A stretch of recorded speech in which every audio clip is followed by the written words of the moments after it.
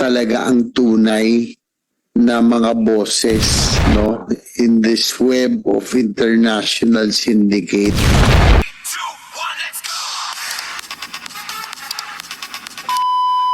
Morning po. Anyway, sa umagang ito, sabi ko nga noon, satisfied naman ako, and I'd like to congratulate again the chair and the committee for ably handling this issue. Pero sa tatlong bagay lang po, Madam Chair, no, ang importante, unang-una, gusto natin malaman, sino ba talaga ang tunay na mga boses, no, in this web of international syndicate na pumasok dito sa ating bansa. At sana po yan ay sabihin po ni Ms. Go ngayong umaga.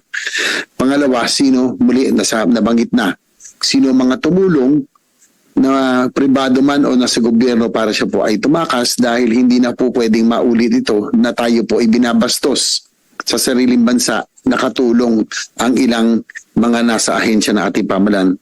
At panghuli ay pangatlo po ay Madam Chair, sino po ang tumulong kay Ms. Go na makapasok sa larangan ng politika hanggang siya po ay maging mayor? Baka mamaya po ay marami na humpain ang Chinese Communist Party, ang CCP.